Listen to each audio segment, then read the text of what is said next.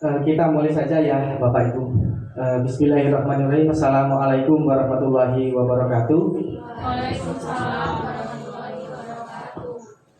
Pertama-tama mari kita panjatkan puji syukur kehadirat Allah Subhanahu wa taala karena pada hari ini kita masih diberikan kenikmatan sehat sehingga kita bisa bersilaturahmi kembali di acara diseminasi budaya positif di sekolah SMP Negeri 3 Penawartama. Kemudian yang saya hormati Bapak Kepala Sekolah Bapak Jumadi SPD, yang saya hormati Bapak Wakil Kepala Sekolah bagian kurikulum, dan saya hormati Bapak Wakil Kepala Sekolah bagian siswaan. Bapak dan Ibu, di sini saya mengucapkan terima kasih banyak karena pada hari ini di sela-sela aktivitas Bapak dan Ibu semua masih bisa menyempatkan waktu untuk mengikuti acara diseminasi. Di sela-sela Bapak dan Ibu mungkin ada yang membuat nilai dan segala bentuk macam aktivitas sehingga Bapak Ibu semuanya bisa hadir di sini. Bapak dan Ibu, materi ini saya dapatkan di pendidikan guru penggerak ya, di modul 1.4. Jadi di modul 1 ini ada submodul 1.1 sampai 1.4. Jadi alhamdulillah saya sekarang berada di lini masa 1.4. Artinya setelah ini selesai nanti akan berlanjut di modul 2 dan seterusnya. Tentunya Bapak Ibu, dan nanti di sini kita sambil belajar Bapak Ibu ya, sedikit berbagi mengenai apa yang sudah saya pelajari selama di pendidikan guru penggerak. Kemudian diseminasi ini bisa diartikan sebagai penyebaran pemahaman terkait budaya positif nanti yang akan kita diskusikan bersama, bahas bersama di sekolah. Kemarin Bapak dan Ibu di pendampingan Ibu yang kedua, kita sudah bersama-sama menuliskan impian murid yang seperti apa, yang itu harapannya menjadi sesuatu hal yang positif untuk sekolah kita. Kemarin ada yang menuliskan, saya menginginkan murid-murid yang bahagia, saya menginginkan murid-murid yang memiliki akhlak yang baik, saya menginginkan murid-murid yang merdeka. Ya, itu adalah harapan kita semua. Lantas bagaimana caranya kita bisa mewujudkan murid-murid yang seperti itu Bapak Ibu? Nah, ini penting kita bahas pada saat ini. Menurut filosofi pendidikan Ki Hajar Dewantara, bahwa pendidikan yang berpihak pada murid itu adalah harus didasari dengan disiplin positif dan nilai-nilai kebajikan universal. Jadi nanti Bapak Ibu selama membahas ini kita akan belajar bersama terkait budaya positif nanti yang akan kita pelajari bersama. Selanjutnya Bapak Ibu ya, ini sebelum masuk ke materi, ini saya akan mengajak Bapak dan Ibu semua untuk menenangkan hati dan pikiran. Mari kita berdamai sejenak dalam diri kita atas semua aktivitas, atas semua situasi yang ada di dalam diri kita. Kita simak videonya Bapak dan Ibu.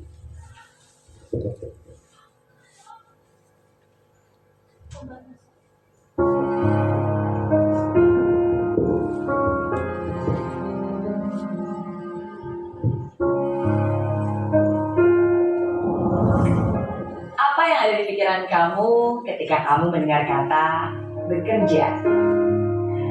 Mungkin yang ada di pikiran setiap orang berbeda-beda. Ada yang langsung membayangkan capek dan lelah, tapi ada juga yang langsung tersenyum dan bersukacita. Bagaimana dengan kamu?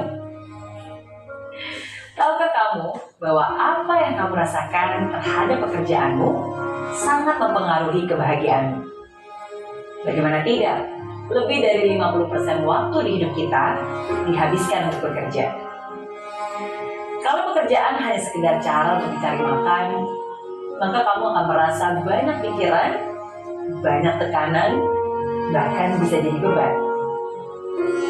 Tapi kalau pekerjaan itu kamu lakukan dengan sepenuh hati, walaupun harus menguras energi, kamu pun akan selalu merasa ada kepuasan tersendiri. Apapun pekerjaan kamu, ingat, kerjakan sesuatu karena bermakna, bukan hanya asal kerja. Karena bekerja bukan hanya sekedar mencari nafkah, tapi bekerja adalah bagian dari ibadah. Yang dilakukan bukan hanya dengan kesungguhan, tapi juga dengan keikhlasan. Jangan lihat itu sebagai kewajiban, tapi lihatlah itu sebagai bentuk pelayanan. Dan di saat kamu lelah dan berkeluh kesah, ingatlah kembali, apa alasan terbesar kamu melakukan ini semua? Apakah semua itu hanya untuk kepuasan duniawi? Atau juga untuk melayani? Bila kamu melakukannya selama ada waktu luang, itulah pekerjaan. Tapi bila kamu melakukannya, meskipun kamu harus mengorbankan waktu lainnya, itulah pelayanan. Bila kamu kecewa karena tidak ada yang berterima kasih kepadamu, itulah pekerjaan. Tapi bila kamu terus berkarya, walaupun tidak pernah dikenal siapapun, itulah pelayanan. Bila kamu berhenti karena ada yang mengkritik kamu, itu pekerjaan. Tapi bila kamu terus bekerja, meski harus berlapang dada, itu pelayanan. Bila kamu merasa telah banyak berkorban dan layak mendapatkan upah, itulah pekerjaan. Tapi bila kamu merasa belum cukup memberi dan terus ingin melakukan lebih, itulah pelayanan. Bila kamu merasa sulit untuk menikmati yang dikerjakan, itu pekerjaan. Tapi bila kamu bisa senantiasa melakukan itu dengan senyuman dan ketulusan, itulah pelayanan. Bila kamu berpikir untuk kaya harta, itu pekerjaan. Tapi bila kamu berpikir untuk setia, itu pelayanan. Bila kamu melakukannya untuk diri sendiri, itulah pekerjaan. Tapi bila kamu melakukannya untuk Tuhan, itulah pelayanan. Tempat kamu bekerja mungkin memang tidak sempurna, tapi semua itu tergantung bagaimana kamu menyikapinya. Saya doakan semoga apapun juga yang kamu kerjakan saat ini bukan hanya bisa memberikan kamu kehidupan yang mapan, tapi juga sukacita dan kedamaian.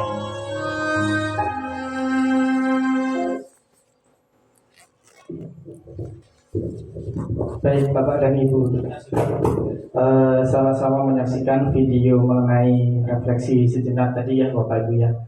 Jadi bagaimana menurut Bapak dan Ibu semua terkait video yang sudah kita lihat sama-sama? Menjadi guru itu pekerjaan atau pelayanan Bapak dan Ibu? Ya, pelayanan. Ya, jadi kita sebagai guru ini adalah orang-orang yang pertama Bapak Ibu ya. Kita sebagai guru adalah orang yang garda terdepan Bapak Ibu.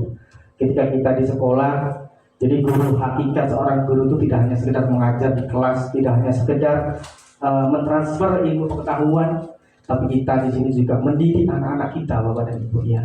Bagaimana kita bisa mendidik anak-anak kita dengan mewujudkan nilai-nilai karakter yang kuat, memiliki adab, memiliki akhlak yang baik Bapak dan Ibu. Maka tak jarang banyak orang yang mengatakan adab sebelum ilmu. Begitu Bapak Ibu ya. Nah, selain itu saya memperhatikan ini semua video ini, itu saya juga memberikan tanggapan situasi yang sekarang terjadi Bapak dan Ibu ya, viral di jagat maya. Ya, selain kemarin ada beberapa musibah yang kemudian menimpa instansi atau institusi pendidikan khususnya kita sebagai insan pendidik, ada pula jagat maya dihebohkan kembali dengan beberapa kasus yang ternyata kasus itu sudah bertahun-tahun dan baru hari ini baru diungkap kembali Bapak dan Ibu. Sebetulnya bukan perkara siapa pelaku dan bagaimana korbannya. Jadi kalau kita bisa ambil bijaknya itu adalah bagaimana kita bisa mengambil pesan moral dari situ. Mengingat kalau dilihat di berbagai macam berita itu bahwasanya pada tahun itu kejadian itu usianya itu baru belasan tahun Bapak Ibu ya. Dan usia belasan itu pada hakikatnya memang akan tergambarkan usianya antara remaja dengan hingga dewasa. Transisi seperti itu yang terjadi pada anak didik kita. Oleh sebab itu Bapak dan Ibu, mari kita sama-sama sejak berpikir bahwa apa hakikatnya itu pekerjaan, apa hakikatnya itu sebagai pelayanan.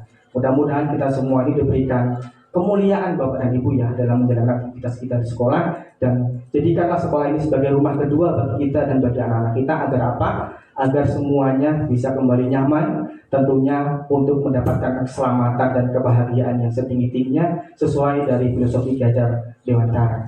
Baik, selanjutnya Sebelum masuk ke topik selanjutnya juga, ini ada pertanyaan pemantik Bapak dan Ibu, silakan nanti dijawab kira-kira apakah setuju atau tidak setuju begitu Bapak Ibu ya. Apakah Anda setuju dengan pernyataan ini?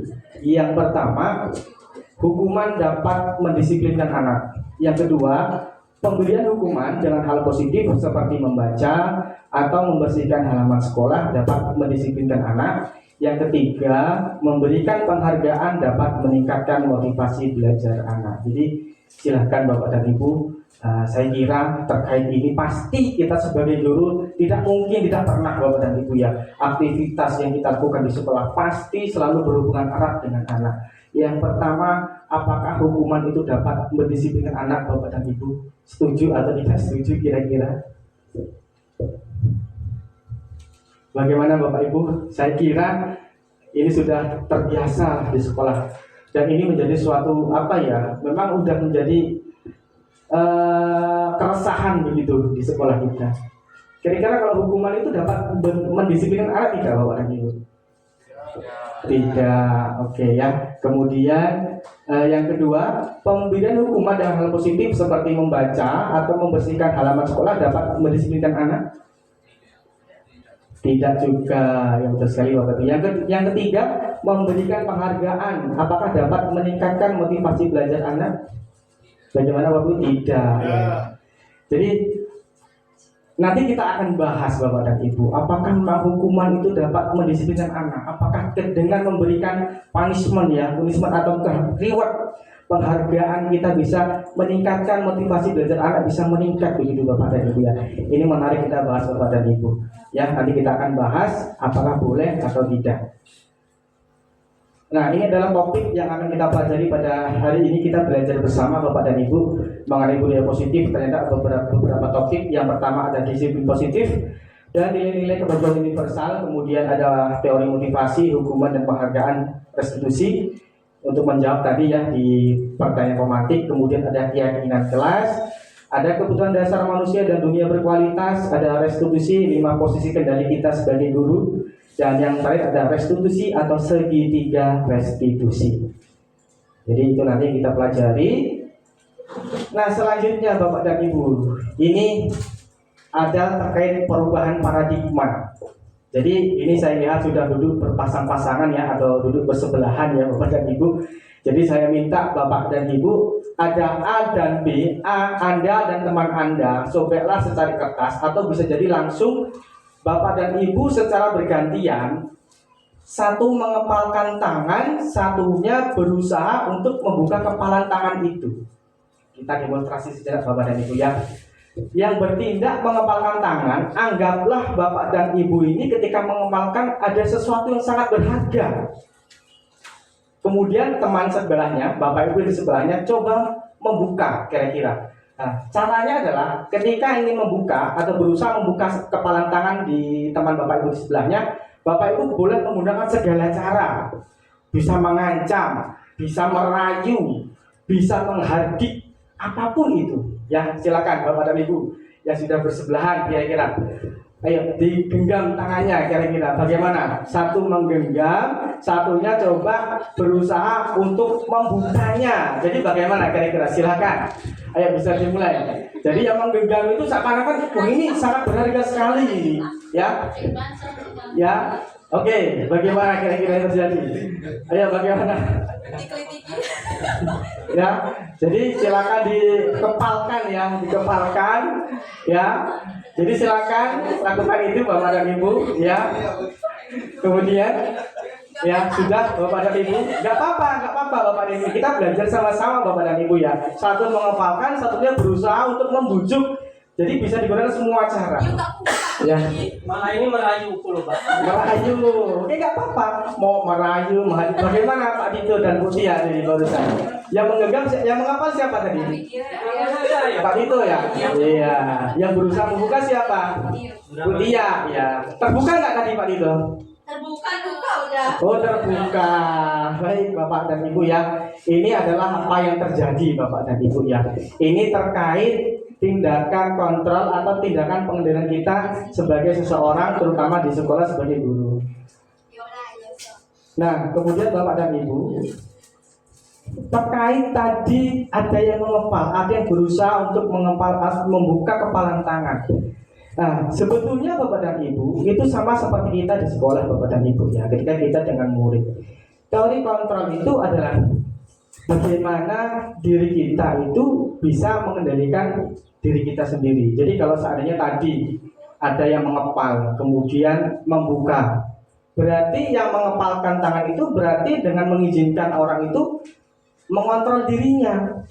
Misal tadi Pak Tito ternyata dibuka oleh Bu Tia berhasil, berarti bujukannya luar biasa Bu Tia ini ya. Rayuan maut pokoknya ya Bu Tia ini, sehingga Pak Tito bisa membuka kepala tangannya. Berarti diri Pak Tito ini memberikan izin untuk dikontrol atau dikendalikan oleh orang lain. Nah, begitu pula sebaliknya Bapak Ibu. Nah, terus bagaimana yang tetap mempertahankan kepala tangan? Bahkan dia merasa sampai mati pun, sampai apapun bentuknya, saya tidak rela kalau kepala tangan saya itu dibuka oleh teman saya. Kenapa? Karena dia merasa bahwa ini yang sangat berharga. Berarti dia tidak mengizinkan dirinya dikontrol oleh orang lain. Nah, sekarang pertanyaannya, siapa yang sesungguhnya yang memegang kendali? Yang tetap mengepalkan tangan, yang membuka tadi. atau yang berusaha membuka kepalan tangan? Coba kita cek dulu ya. Siapa sesungguhnya yang memegang kendali? Iya, betul sekali. Yang mengepalkan tangan sebetulnya yang memegang kendali. Karena apa? Karena di dalam dirinya itu sudah memiliki motivasi intrinsik yang ada, yang sudah melekat di dalam dirinya. Jadi kalau seandainya tadi sudah dipraktikkan ya begitu Bapak dan Ibu ya.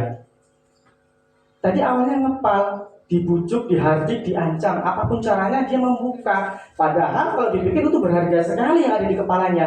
Berarti dia memberikan izin ke orang lain untuk dikendalikan oleh orang lain. Padahal sesungguhnya yang memegang kendali diri adalah diri kita sendiri. Begitu pula dengan murid-murid kita di sekolah dan Ibu ya. Baik, selanjutnya ini adalah perubahan paradigma teori kontrol atau ilusi Bapak dan Ibu ya.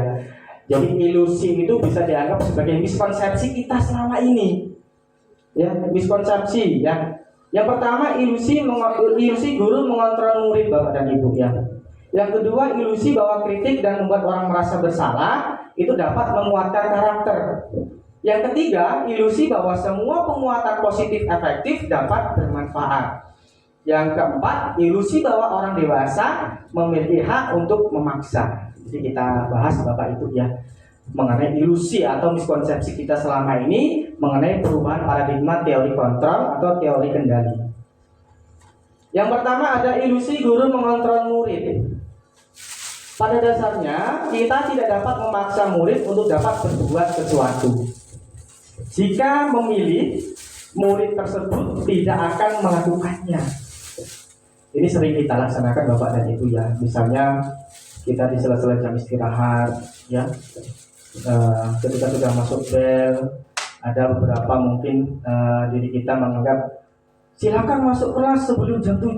Ini kira-kira kalau pagi ya Bapak dan Ibu ya. Kemudian silakan nanti setelah istirahat masuknya jam 10 misalnya. Sebetulnya kita tidak bisa mengontrol murid Bapak dan Ibu ya. Misalnya juga kita memberikan tugas ke anak-anak, tugas harus selesai jam 9 ya, atau tugas harus selesai mungkin jam sekian. Nah itu adalah ilusi, miskonsepsi kita selama ini sebagai guru kepada murid. Kemudian selanjutnya ilusi bahwa kritik dan membuat orang merasa bersalah dapat menguatkan karakter.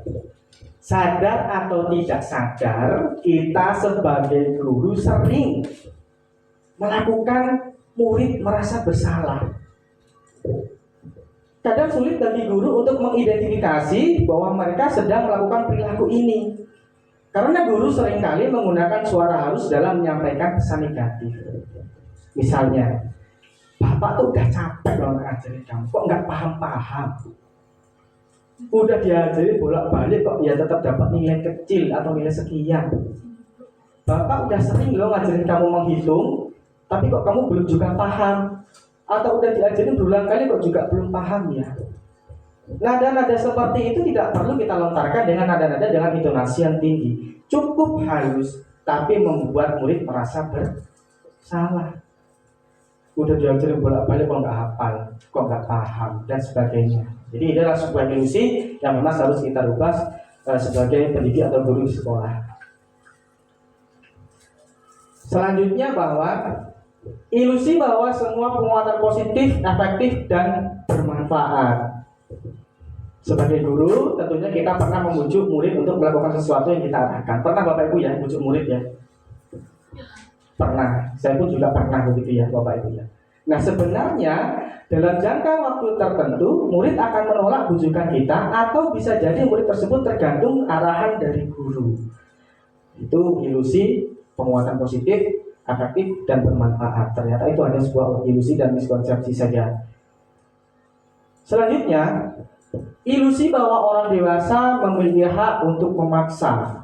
Nah ini memaksa. Kamu harus begini anak-anak. Kalau kamu nggak begini nanti bapak akan. Kamu harus begitu anak-anak. Kalau nggak begini nanti nggak dapat ini. Bahwa sesuatu yang sifatnya memaksa atau dipaksa itu berdampak tidak baik. Perilaku memaksa tidak akan efektif dalam jangka waktu panjang dan hubungan sebuah perusahaan akan terbentuk. Misalnya ada beberapa murid yang saat ini memang dia kurang menyukai IPA. Sebagaimana caranya harus suka IPA. Dia kurang menyukai, bukan tidak menyukai ya, mungkin kurang menyukai. Dia kurang menyukai mungkin materi yang bersifat perhitungan, matematika. Dia kurang menyukai mungkin bahasa Inggris, ada bahasa asing dan lain sebagainya. Untuk jangka pendek mungkin anak itu masih mau, tapi untuk jangka panjang dia akan merasa bosan. Karena apa? Karena tidak boleh maksa. Hakikatnya murid itu punya kodratnya masing-masing, dan tugas kita sebagai pendidik adalah menuntun, bukan menuntut. Ya, itu sesuai teori dari Bapak Ki Hajar Dewantara. Salah satunya bahwa ilusi bahwa orang dewasa memiliki hak untuk memaksa. Itu miskonsepsi yang terjadi selama ini. Itu Bapak Ibu ya.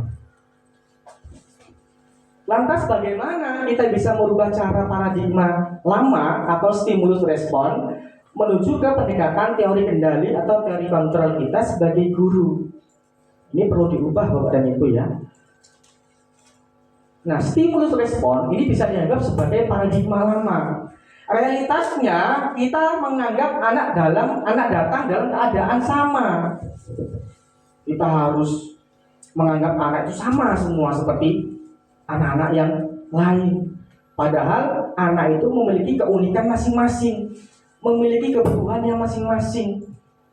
Biasanya kita seperti itu. Pokoknya bisa nggak bisa nilai IPA harus sekian. Anak-anak bapak udah nyampein materi, bab 1 udah selesai, KKN-nya sekian. Ya kalau mau lulus harus di atas KKN. Itu realitanya terjadi sampai saat ini. Kemudian kalau di teori kontrol, kebutuhan kita berbeda. Ya, jadi kebutuhan anak-anak itu memang berbeda. Selanjutnya ketika di stimulus respon atau paradigma lama, semua orang melihat hal yang sama. Kalau teori kontrol adalah setiap orang memiliki gambaran berbeda. Ya, karena itu tadi Bapak Ibu ya. Karena setiap orang itu memiliki kebutuhan dan keunikan masing-masing. Selanjutnya, kita mencoba mengubah paradigma agar orang-orang sama dengan kita. Padahal yang terjadi pada teori kontrol adalah kita berusaha memahami paradigma orang lain tentang dunia. Nah, itulah beberapa konsep yang memang harus kita luruskan secara bersama-sama. Nah, lebih lengkap lagi Bapak dan Ibu, ini ada perubahan paradigma stimulus respon ke teori kontrol ya. Yang tabel sebelah kiri itu adalah stimulus respon atau paradigma lama. Yang teori kontrol ini adalah teori kendali. Kita mencoba mengubah agar orang berpandangan sama dengan kita. Namun pada teori kontrol kita berusaha memahami pandangan orang lain tentang dunia. Yang kedua, perilaku buruk dilihat sebagai suatu kesalahan. Itu kalau di paradigma lama. Kalau di teori kontrol, semua perilaku memiliki tujuan. Baik buruknya perilaku pasti ada tujuannya Bapak dan Ibu. Ya, kalau kita misalnya kontekstualkan dengan di kegiatan di sekolah, kita sering menjumpai anak-anak itu mungkin berbuat salah. Tetapi kadang-kala saya, terutama Bapak Ibu, saya menganggap bahwa kalau dia merasa buruk, dia salah. Padahal kalau di teori kontrol atau kendali, baik buruknya perilaku itu memiliki tujuan. Orang lain bisa mengontrol saya kalau di paradigma lama. Kalau di teori kontrol, hanya Anda yang bisa mengontrol diri Anda. Tadi ya, sudah ya kita demonstrasi praktik sejenak ketika mengepalkan tangan, yang dibuka, yang berusaha membujuk, yang tetap mengepalkan tangan, sesungguhnya itulah yang memegang kendali. Saya bisa mengontrol orang lain, Anda tidak bisa mengontrol orang lain.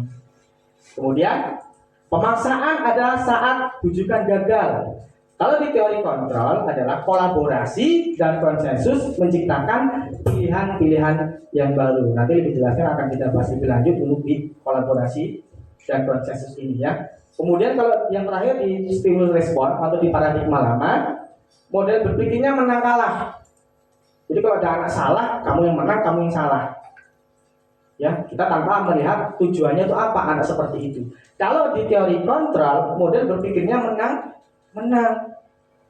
Ini yang coba kita tanamkan saat ini Bapak dan Ibu di kurikulum Merdeka. Maka dari itu sekarang kan tidak ada Bapak Ibu. Kalau dulu saya pun juga pernah memberikan reward ketika di kelas nilai tertinggi juara 1, juara 2, juara 3. Gitu ya Bapak Ibu ya. Ranking lah kalau istilahnya. Sekarang kan sudah nggak ada ranking Bapak Ibu ya. Karena apa? Harus berpikirnya menang-menang. Minimal dia menang atas dirinya sendiri. Itu beberapa perubahan stimulus respon ke teori kontrol. Nah, motivasi dalam disiplin positif. Ini kita sudah masuk ke disiplin positif Bapak dan Ibu. Kata disiplin sering dihubungkan dengan hukuman. Padahal itu sungguh berbeda. Karena belajar disiplin positif tidak harus memberi hukuman. Justru kalau bisa itu tidak diberikan sama sekali. Nah ini yang saya katakan tadi Bapak dan Ibu.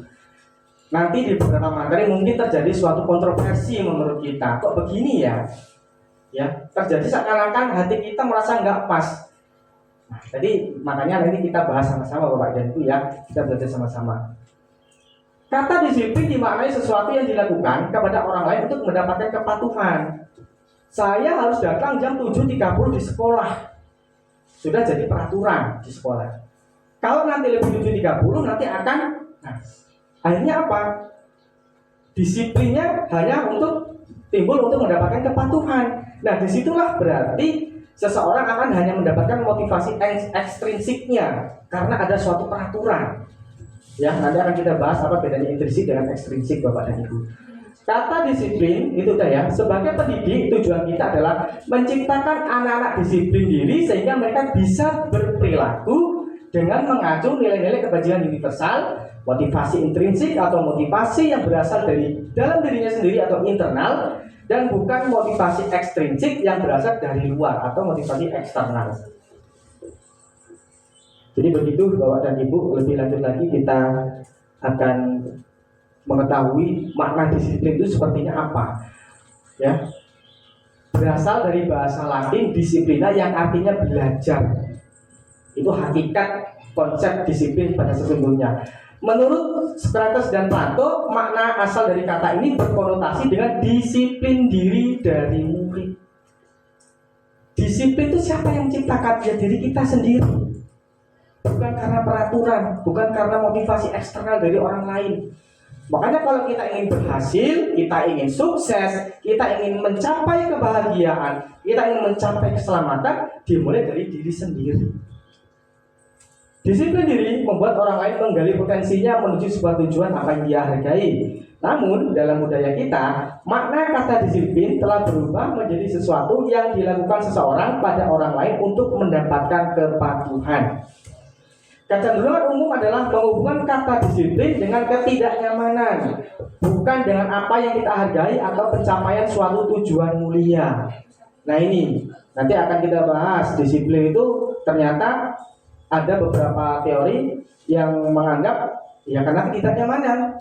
Kalau kita datangnya jam 7.30 lebih, nggak nyaman berarti nanti. Dampaknya nanti mau bagaimana? Mungkin dikasih apa dengan bapak ibu guru di sekolah, mungkin dengan dikasih sesuatu yang lain. Sehingga apa? Dia disiplin hanya mengandalkan motivasi ekstrinsiknya, bukan dari dalam intrinsiknya. Kalau berbicara disiplin Bapak dan Ibu, mari sama-sama kita wujudkan. Yang pertama dimulai dari diri kita sebagai guru, karena kita sebagai teladan bagi murid kita. Susah sekali Bapak dan Ibu. Apalagi menciptakan disiplin itu mulai dari diri sendiri. Ya. Jadi kita mulai dari awal, kita menjadi contoh teladan bagi murid-murid, kemudian nanti kita bisa memberikan contoh yang baik pula kepada murid-murid kita. Contoh misalnya disiplin.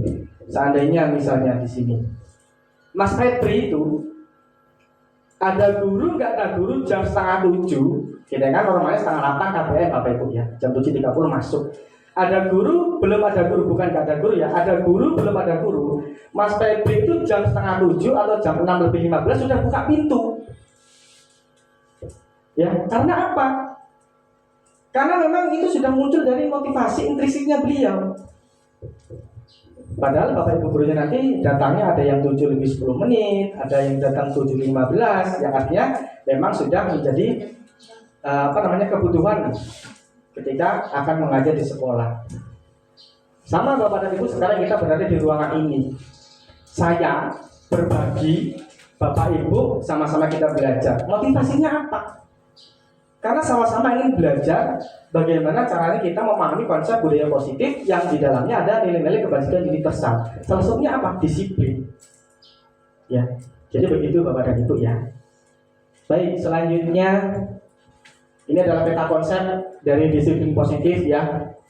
Ini menurut Dr. William Glasser. Jadi beliau ini adalah salah satu psikiater dari Amerika Serikat. Beliau sudah melakukan riset ya. Jadi kalau sudah riset ini memang sudah teruji Bapak dan Ibu ya. Bukan hanya menduga-duga. Disiplin positif ini dibedakan beberapa konsep. Yang pertama, Anda tidak bisa mengontrol orang lain tadi ya Bapak dan Ibu ya. Seperti hanya kita mengutamakan tangan. Semua perilaku memiliki tujuan, model berpikirnya menang-menang, kolaborasi, dan realitanya kebutuhan kita itu memang berbeda, dan seterusnya. Nanti ada teori motivasi, 5 posisi kendali dan kebutuhan dasar manusia. Nanti akan kita pelajari bersama di slide selanjutnya Bapak dan Ibu. Nah, ini adalah nilai-nilai kebajikan universal. Nilai-nilai kebajikan adalah sifat-sifat positif manusia yang merupakan tujuan mulia yang ingin dicapai setiap individu. Nilai-nilai tersebut bersifat universal dan lintas bahasa, suku, bangsa, agama maupun latar belakang.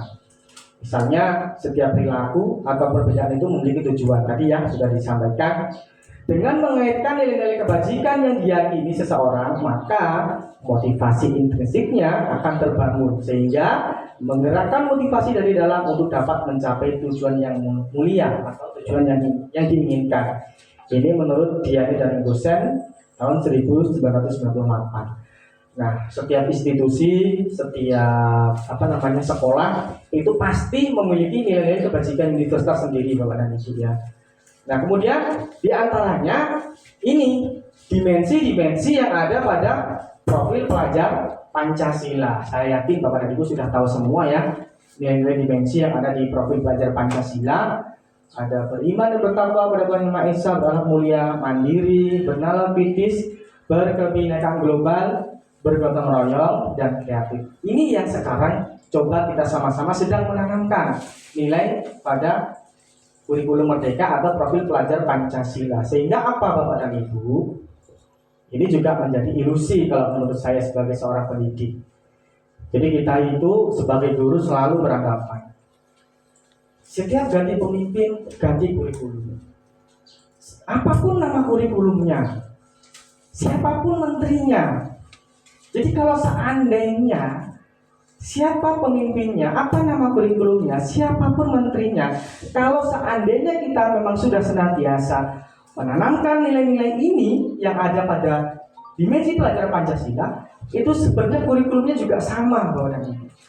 Ya, inilah yang coba kita ingin kembalikan dulu sesuai dengan filosofi pendidikan Ki Hajar Dewantara. Inilah budaya kita. Ya, begitu Bapak dan Ibu ya. Nah, ini kalau kita kaitkan menurut filosofi pendidikan menurut Ki Hajar Dewantara, di mana ada kemerdekaan, maka disitulah harus ada makna disiplin. Nah, itu. Kemudian sungguh pun disiplin itu bersifat dari dalam diri, yaitu kita sendiri yang mewajibkan kita dengan sekeras-kerasnya. Tetapi itu sama saja.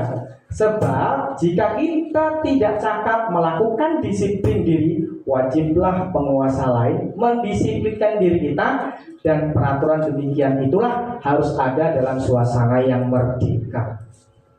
Ini menurut Bapak Ki Hajar Dewantara. Ternyata kemerdekaan itu memang harus diawali dari disiplin, Bapak dan Ibu. Siapa yang memulai? Ya diri kita. Ya, harus memunculkan motivasi intrinsik kita. Nanti kita akan menggerakkan sesuatu yang lain. Ya, itu sudah dijelaskan. Sungguh pun disiplin itu bersifat dari dalam diri. Ya, sampai sehingga ditarik peraturan demikian itulah harus ada dalam suasana yang merdeka. Selanjutnya, ini juga konsep merdeka menurut Ki Hajar Dewantara. Merdeka itu artinya tidak hanya terlepas dari perintah ternyata, akan tetapi juga cakap buat memerintah diri sendiri. Makanya tadi ketika diilustrasikan gambarnya 7.30 batas maksimal kita masuk sekolah. Jadi kalau misalnya seperti itu, berarti kita hanya memerintah diri kita sendiri, atau justru kita hanya beranggapan dengan peraturan. Padahal kalau kata disiplin itu nggak hanya mengacu untuk disiplin tepat waktu ya Bapak Ibu ya. Bisa kita disiplin untuk menghargai diri kita sendiri, bukan hanya terpaku dengan peraturan-peraturan yang hanya tulisan-tulisan semata. Ya, begitu Bapak dan Ibu. Oke, selanjutnya teori motivasi, hukuman, dan penghargaan serta restitusi. Nah ini tadi ketika ada pertanyaan pemantik ya, kira-kira hukuman itu dapat nggak mendisiplinkan anak? Kalau dikasih penghargaan, bisa nggak untuk meningkatkan motivasi belajar anak? Kemudian dengan cara membaca atau dengan cara menyapu sekolah, halaman sekolah, bisa nggak untuk mendisiplinkan anak? Tadi Bapak Ibu menjawabnya tidak ya. Jadi betul sekali Bapak dan Ibu ya. Apapun bentuk hukumannya, ternyata itu tidak boleh dianjurkan di sekolah. Nah ini mungkin merasa menuai kontroversi. Saya pun sering Bapak dan Ibu ya. Ternyata ketika saya dapat materi ini, saya refleksi. Oh ternyata betul ya, ternyata hukuman itu ternyata bukan membuat seseorang menjadi lebih baik. Nah, nanti ada Bapak Ibu ya, kenapa seperti itu? Nah ini teori motivasi perilaku manusia. Yang pertama, untuk menghindari ketidaknyamanan atau hukuman. Apa yang akan terjadi apabila saya tidak melakukannya? Misal, hari Senin yang piket umum kelas apa misalnya. Kalau saya tidak piket, nanti saya tidak nyaman. Mungkin dipanggil guru BK-nya, dipanggil kesiswaannya. Kenapa nggak piket umum? Ini kan jadwalnya. Sehingga apa? Mungkin kita terbiasa bersihkan lagi dan sebagainya. Dia hanya termotivasi dari motivasi eksternal, dari luar. Karena ada peraturannya, kalau setiap hari ternyata di sekolah ada yang namanya piket umum. Memang betul tujuannya kita itu bagus Bapak dan Ibu ya. Ya, tadi kan sudah dijelaskan ya, perilaku buruk dan baik itu ada tujuannya. Cuman mari kita sama-sama mengubah paradigma ini, menanamkan anak-anak munculnya dari dalam dirinya sendiri. Bukan dari orang lain atau bukan dari sesuatu yang dari luar.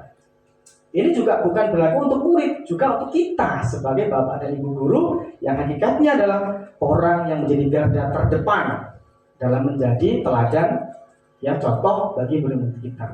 Kemudian untuk mendapatkan imbalan dari orang lain atau institusi, apa yang akan saya dapatkan apabila saya melakukannya? Ini juga bapak dan ibu ya. Tadi di awal sudah saya sempat singgung ranking 1, 2, dan 3. Ya, udah ditiadakan karena konsepnya menang-menang, bukan menang atau kalah. Minimal dia bisa menang untuk dirinya sendiri. Nah, untuk teori motivasi pada perilaku manusia pada poin 2 ini adalah apa yang akan saya dapatkan apabila saya melakukannya. Ini semisal kita menjadi guru. Anak sini kamu. Coba dong itu dibersihin musolanya, karena nanti ada beberapa tamu dari luar akan sampai lewat zuhur. Nyapu atau mungkin nyapu yang lain lah halaman sekolah. Nanti saya kasih hadiah. Nanti saya kasih intinya hadiah, reward atau apa begitu ya. Nah, untuk jangka pendek mau dia. Tapi untuk jangka panjang, kita misalnya untuk memberikan arahan ke anak, mana permennya, mana hadiahnya, nggak ada. Saya nggak mau nyapu. Itu Bapak Ibu ya. Mana nggak ada. Makanya itu. Kalau saya nggak melakukan, saya dapat apa? Gitu. Ini juga contoh dari diri saya Bapak dan Ibu ya. Ketika di kelas, saya pernah melakukan ini. Kasih kuis misalnya. Siapa yang bisa cepat dalam waktu 5 soal menjawab cepat maju ke depan? Saya kasih bintang, nilai tambahan. Lantas bagaimana dengan anak-anak yang lain ketika dia butuh proses untuk memahami soal itu? Dampaknya bagaimana dengan anak-anak yang nggak dapat bintang dari saya? Saya kasih soal nih, satu soal. Misalnya konsepnya IPA atau misalnya menghitung volume benda. 5 orang tercepat maju ke depan, Bapak kasih bintang. Cepat ya 5. Jangka pendek mau, jangka panjang. Pak, ada dapat bintang nggak Pak nanti? Dia akan berpikir seperti itu. Kalau nggak mau dapat bintang, nggak mau Pak, saya mau maju. Nah itu adalah timbul motivasi eksternal. Dia hanya mengharapkan imbalan. Nah yang ketiga ini untuk menghargai diri sendiri. Saya akan menjadi orang yang seperti apabila saya melakukannya. Inilah hakikat dari yang namanya disiplin positif. Ini timbul dari motivasi intrinsik atau internal ya. Begitu Bapak dan Ibu ya. Tadi sudah saya sampaikan, saya di sini berbagi kepada Bapak dan Ibu. Motivasinya apa saya berbagi? Kemudian Bapak dan Ibu juga menjadi peserta atau mungkin kita belajar bersama. Motivasinya apa? Begitu ya Bapak dan Ibu ya. Tentunya harapan kita sebagai seorang guru adalah menanamkan nilai-nilai disiplin positif yang berasal dari motivasi intrinsik atau internal. Nah ini hukuman dan konsekuensi. Nah ini kita udah masuk ke tahap selanjutnya. Tadi pertanyaan pemantik sudah dijawab. Kita akan cari tahu bedanya. Bagaimana sih kita membedakan antara hukuman atau konsekuensi? Ya, begitu Bapak dan Ibu ya. Karena hukuman ini pasti selalu terjadi di sekolah, pasti, dan erat kaitannya dengan murid. Kalau terjadi hukuman berarti ada sesuatu peraturan yang terjadi. Pasti menurut kita itu dilanggar. Ada yang sifatnya hukuman, ada yang sifatnya konsekuensi. Nah, mari kita cari tahu. Kira-kira bagaimana kita membedakan antara hukuman dan konsekuensi? Nah ini, Bapak dan Ibu, ada pertanyaan sekarang. Hukuman atau konsekuensi? Berjemur di lapangan upacara jam 12 siang karena tidak memperhatikan guru ketika menjelaskan. Pernah nggak Bapak Ibu kita di sekolah? Pernah, saya pun juga pernah. Ya, ini kira-kira hukuman atau konsekuensi ini kira-kira? Hukuman Bapak dan Ibu ya. Iya, betul sekali hukuman ya. Kemudian selanjutnya mencatat 100 kali di dalam buku. Saya tidak akan terlambat lagi karena terlambat ke sekolah. Nah ini hukuman atau konsekuensi? Hukuman. Iya betul sekali Bapak dan Ibu ya, hukuman. Lanjut. Murid diminta push up 20 kali karena tidak memakai masker ke sekolah. Ini mungkin waktu pandemi dulu Bapak dan Ibu ya. Hukuman atau konsekuensi? Hukuman. Wah betul sekali Bapak dan Ibu ya. Selanjutnya menggantikan tugas teman yang telah dicoret-coret. Hukuman atau konsekuensi? Konsekuensi, kita cek. Iya betul sekali Bapak dan Ibu ya, konsekuensi. Lanjut. Membersihkan air tumpahan di meja tulis karena tersenggol saat belajar. Hukuman atau konsekuensi? Iya benar sekali, konsekuensi. Selanjutnya berdiri di depan kelas sambil mengangkat kaki satu karena tidak bisa menjawab pertanyaan. Hukuman, kita lihat dulu. Iya benar sekali, hukuman. Selanjutnya lari mengelilingi lapangan basket 4 kali karena terlambat 10 menit pada mata pelajaran PJOK. Hukuman atau konsekuensi? Ayo Bapak dan Ibu. Iya betul sekali, konsekuensi. Nah kenapa kok bisa konsekuensi? Tadi juga ada yang terlambat loh. Nanti kita jelas, nanti kita bahas bersama Bapak dan Ibu ya. Nah sekarang yang ini yang terakhir kayaknya. membersihkan coretan yang dibuatnya di meja tulis.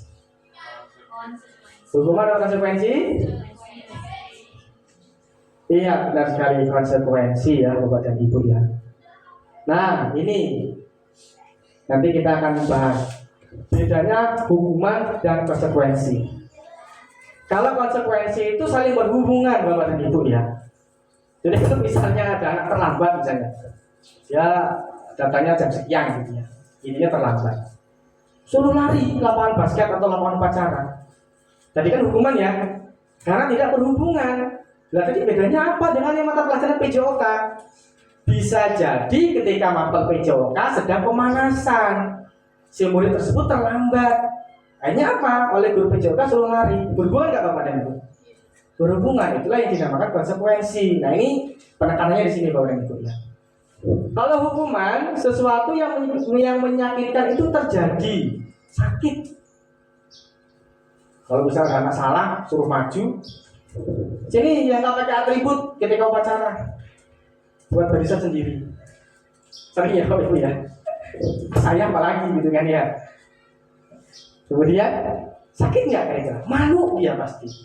Padahal kita belum tahu loh dia alasannya kenapa. Bisa jadi atributnya hilang. Bisa jadi atributnya mungkin dicucu oleh ibunya.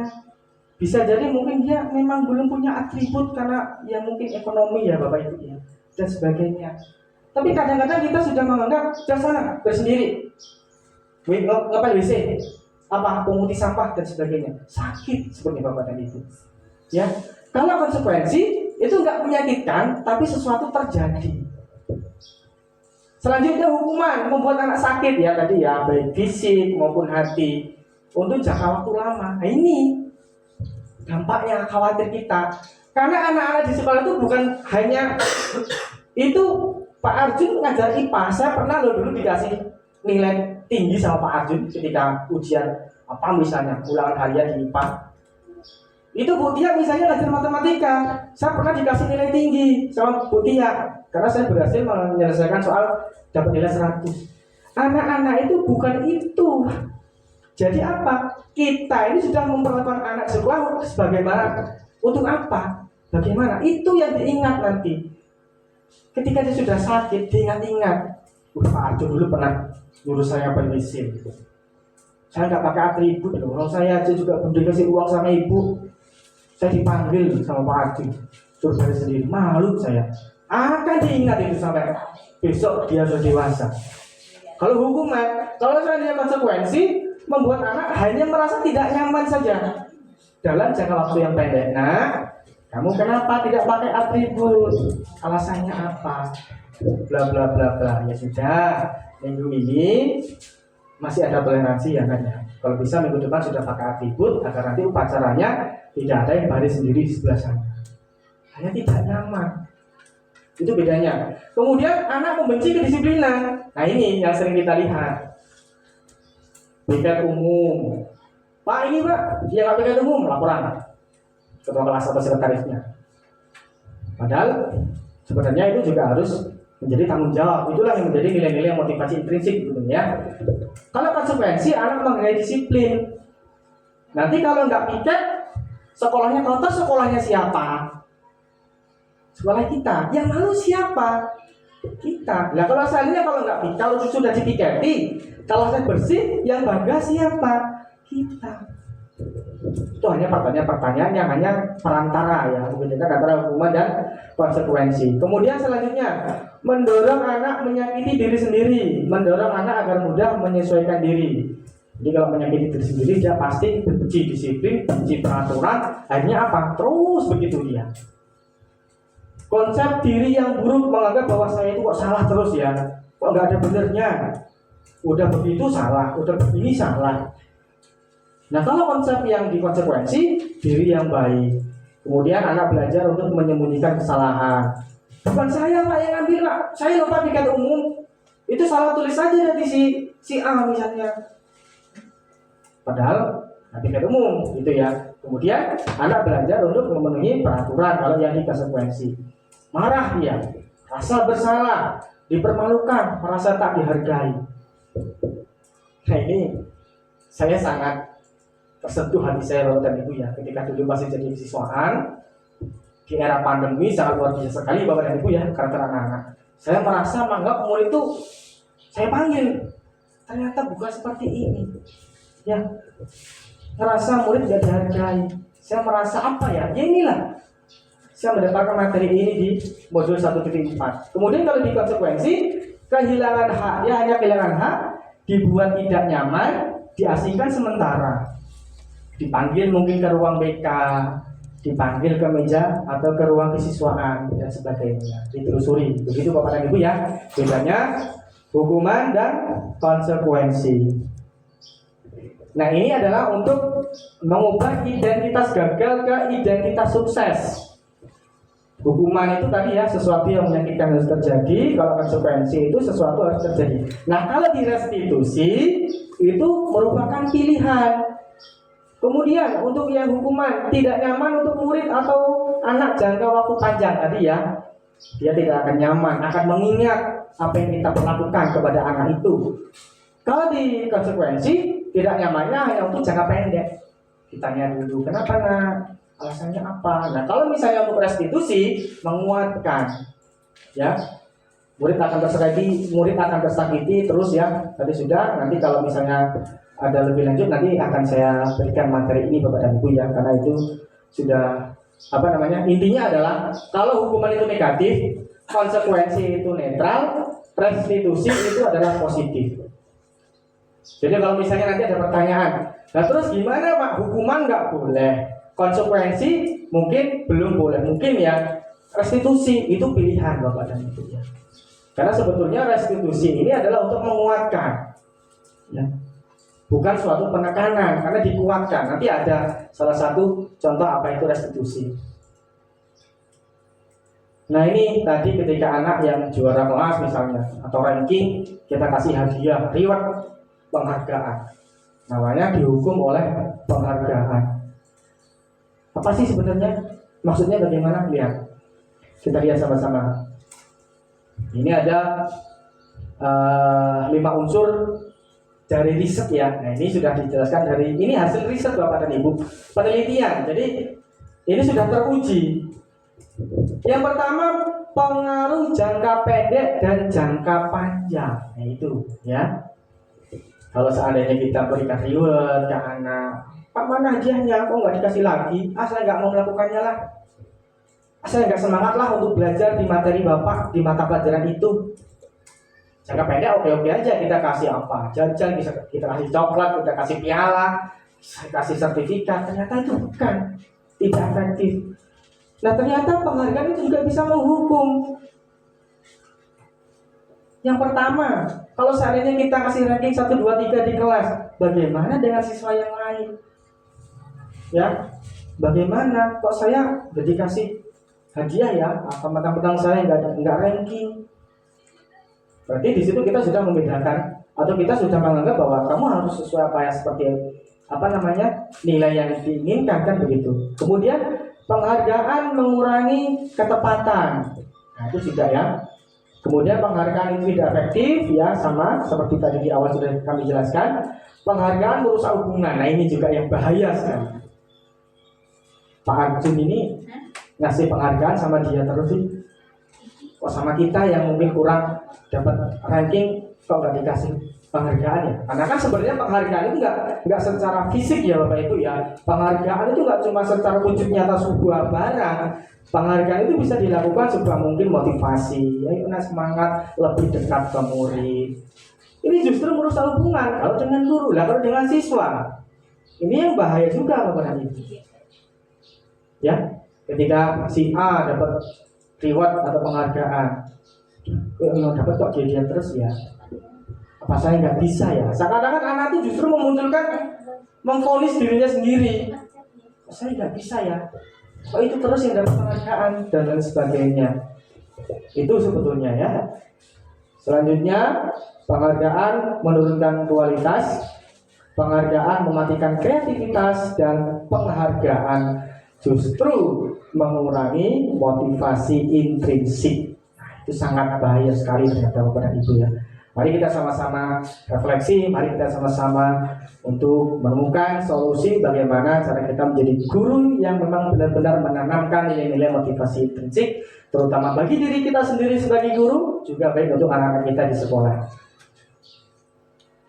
Ini selanjutnya adalah restitusi. Jadi ada hukuman, konsekuensi, dan restitusi.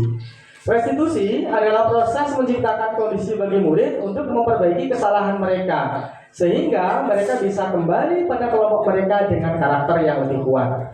Restitusi juga merupakan proses kolaboratif yang mengajarkan murid untuk mencari solusi pada masalah mereka dan membantu murid berpikir tentang orang seperti apa yang mereka inginkan untuk mencapai tujuan yang mulia dan bagaimana mereka harus memperlakukan orang lain.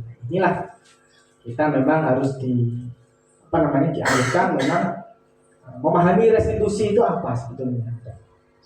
Nanti ada praktiknya Bapak dan Ibu ya, nanti akan coba saya tampilkan. Nah, ciri-cirinya apa restitusi itu? Yang pertama, restitusi itu bukan untuk menebus kesalahan, namun untuk belajar dari kesalahan. Yang kedua, memperbaiki hubungan. Yang ketiga, tawaran, menawarkan. Ya, bukan paksaan. Kalau misalnya kamu bangun kesiangan, kira-kira dengan cara apa kamu akan memperbaikinya? Misalnya seperti itu. Biar tidak terlambat, bukan memaksa. Pokoknya nggak mau tahu. Di sekolah itu jam 7.30 harus sudah ada di sekolah. Itu namanya paksaan. Ya, kalau tawaran coba dikuatkan. Apa keyakinannya yang terkandung di dalam diri sendiri, terutama murid ataupun guru. Kemudian restitusi menuntun untuk melihat ke dalam diri. Menuntun ya, ini terus ditanamkan ya, kata-kata menuntun ini memang ya sudah menjadi filosofi dari Bapak Ki Hajar Dewantara. Menuntun bukan menuntut. Restitusi mencari kebutuhan dasar yang mendasari tindakan. Restitusi diri adalah cara yang paling baik. Restitusi fokus pada karakter bukan tindakan. Ini wujud nyata budaya positif ini bukan tindakan Bapak, tapi apakah karakter. Kalau kita bicara karakter, berarti sudah ada nilai-nilai yang terkandung dalam dirinya. Memang karakter ini cakupannya luas sekali badan itu.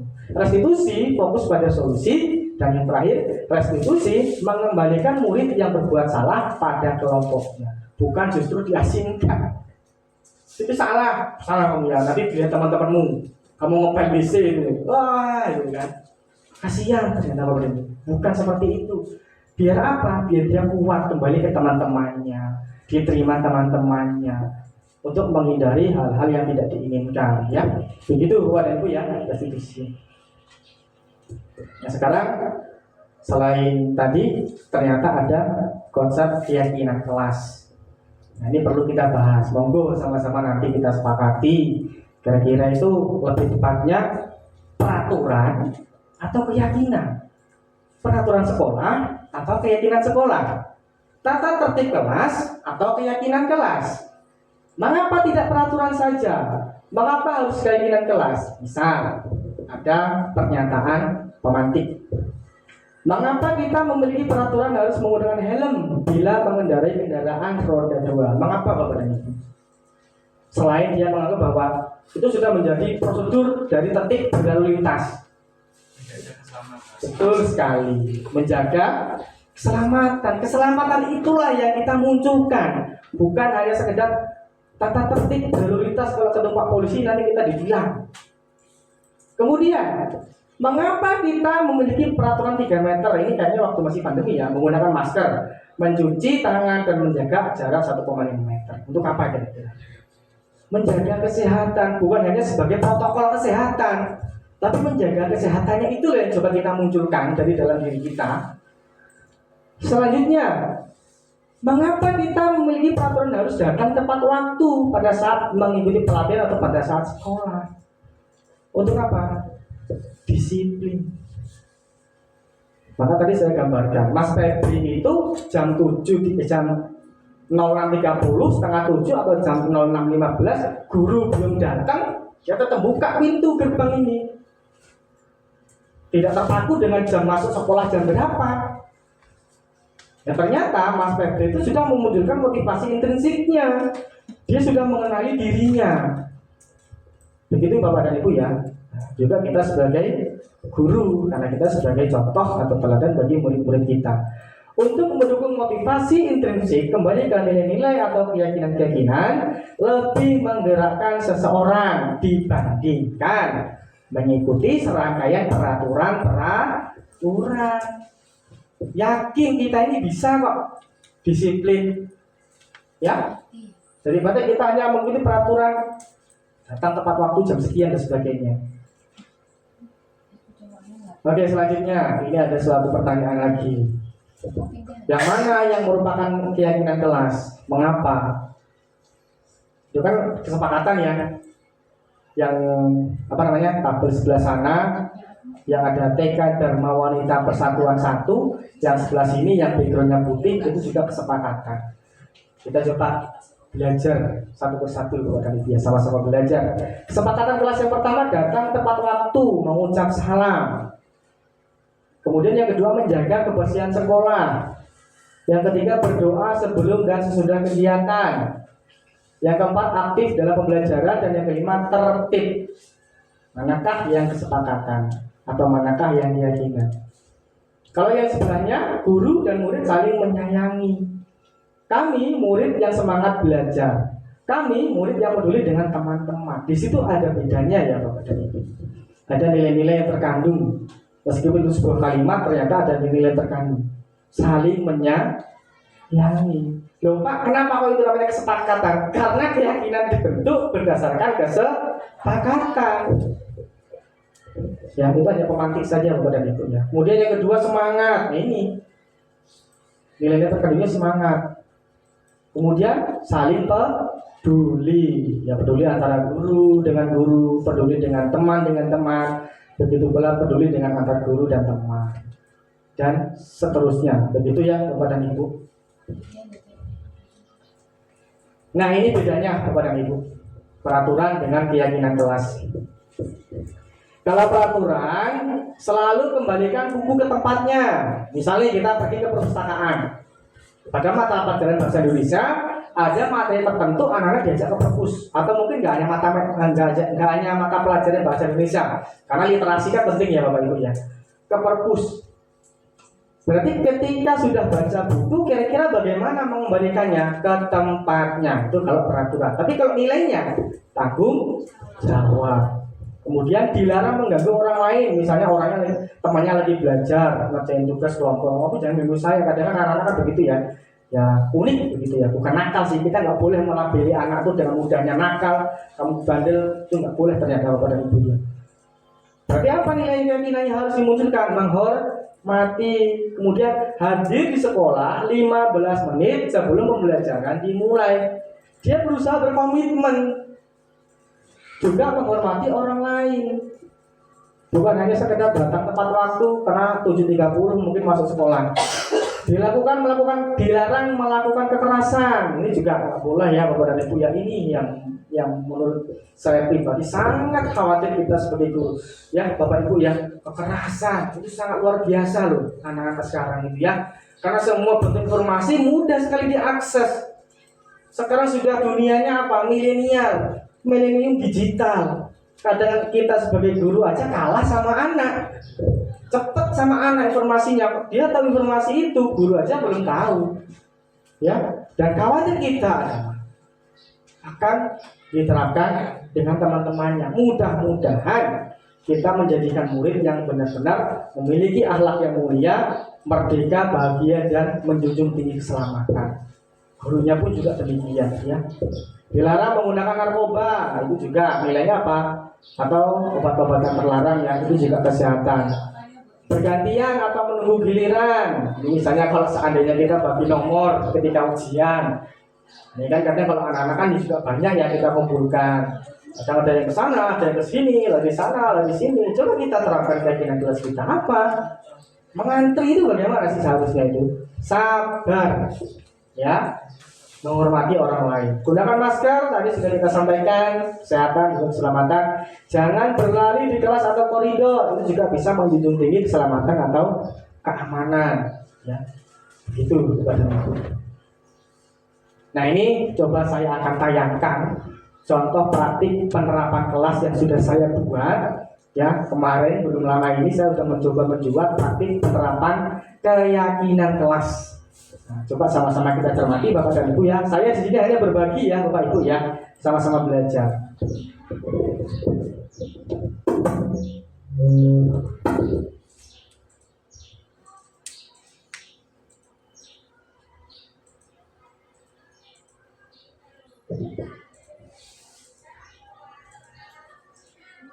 Assalamualaikum warahmatullahi wabarakatuh. Selamat pagi anak-anak. Gimana kabarnya?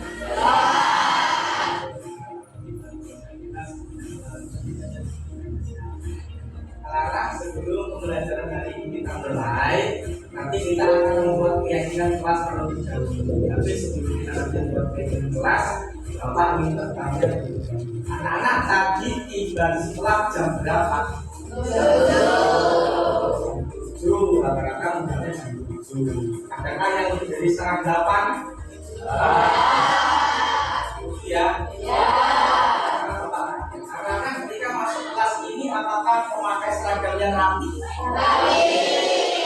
Kenapa anak-anak melakukan hal seperti itu?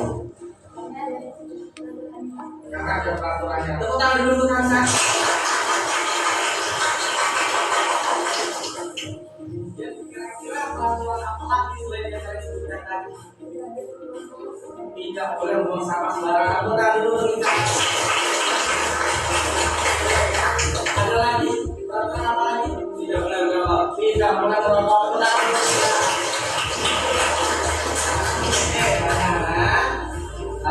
Kita bisa melihat ternyata kita melakukan seperti itu karena ada peraturannya. Berarti kalau seandainya misalnya sekolah ini tidak punya peraturan mungkin tidak boleh membuang sampah sembarangan. Mungkin ada tidaknya peraturan ketika tidak datang jasa. Kira-kira anak-anak bisa nggak kalau datangnya terlambat? Bisa selama bisa? Berarti ketika seperti itu Bapak tanya, baik tidak kira-kira kalau bisa selama? Iya. Kalau tidak ada peraturan berarti mungkin kita untuk membuang sampahnya di mana-mana. Berarti selama ini kita tergantung dengan peraturan. Nah anak-anak, kalau seperti itu, kalau kita ingin sukses, kita ingin bahagia, kita ingin berhasil, berarti harus dimulai dari diri sendiri. Jadi kita akan buat keyakinan kelas, ya. Tujuannya apa sih keyakinan kelas itu sebetulnya? Jadi keyakinan kelas ini nanti kita buat berdasarkan nilai-nilai yang bersifat universal. Ada disiplin, ada tanggung jawab, saling menghormati, tolong menolong, menghargai, dan sebagainya. Nanti kita akan melakukan itu dengan kegiatan anak-anak, kemudian nanti kita sepakati. Nah, tujuannya apa? Untuk menanamkan nilai-nilai karakter yang bersifat positif, ya. Dengan bagian kelas nanti harapannya nanti kita lebih bersemangat untuk belajar di sekolah. Dan nanti akan bapak bagikan sedikit ya. Nanti kami isi kira-kira harapan kelas seperti apa yang kita inginkan. Nanti bapak sudah pasang plano, nanti akan nanti kita berikan di sini harapan kelas yang seperti apa yang kita inginkan, yang kita inginkan. Tapi masing-masing anak menuliskan itu dengan pikiran kemudian menjadi di depan. Boleh saya minta tolong 2 orang untuk menghabis pikirannya berikan teman-teman ini. Tidak bisa apa-apa. Teman-temannya, nanti teman-teman silakan menuliskan harapan kelas yang seperti apa yang diinginkan.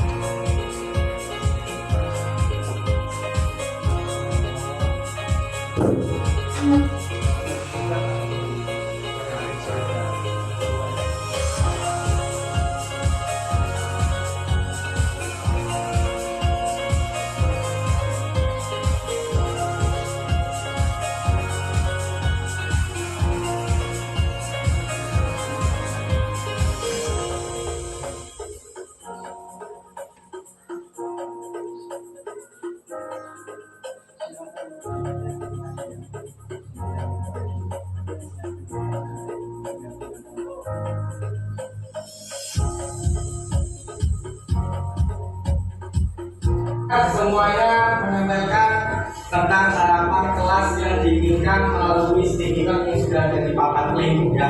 Sekarang Bapak minta tolong satu siswa untuk membantu Bapak membacakan.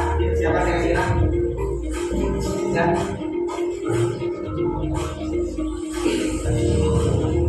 Ya, Bapak dibantu ya. Silakan dibacakan. Yang pertama apa aja? Pertama ada kamera rapi, pintu nyaman. Kedua pintu kelas yang bersih. Kelasnya bersih dan nyaman. Berarti ketika kita akan belajar di kelas, otomatis kalau kelasnya bersih, belajarnya nyaman tidak? Nyaman. Jadi apa yang bisa kita ambil? Peduli. Kemudian selanjutnya, Dan ketiga ada saya ingin menjadi pribadi yang terbaik dalam kelas. saya ingin menjadi pribadi yang lebih baik di dalam kelas. Berarti ini seseorang yang ingin mengenali dirinya lebih luas lagi. Berarti ini bisa dikatakan berkontribusi. Ya. Yang keempat ada saya ingin menjadi pribadi yang lebih baik di kelas. Selanjutnya, Yang kelima ada saya menjadi kelas yang rapi. dari kita ya termasuk ini. Tiga ada pendirian kelas yang telah dijaga. Ya baik, tidak ada pembelian. Ini juga penting sekali ya Nara ya. Jadi kalau tidak ada pembelian berarti apa? Misalnya apa itu? Satu, tidak ada keributan di kelas. Tidak ada keributan di kelas. Berarti kita tidak boleh ribut atau nanti bisa dikatakan saling menghormati. Kemudian selanjutnya tidak boleh mengeluarkan baju di sekolah, masuk ke disiplin ya, masuk ke disiplin. Tidak?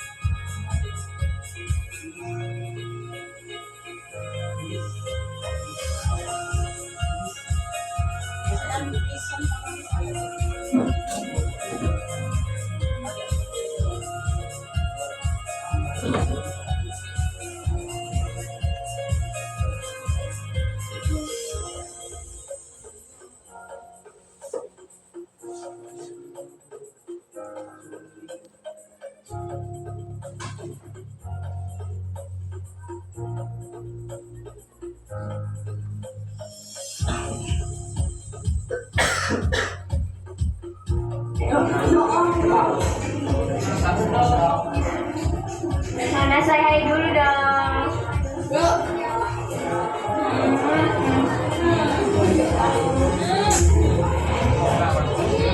Sini dia.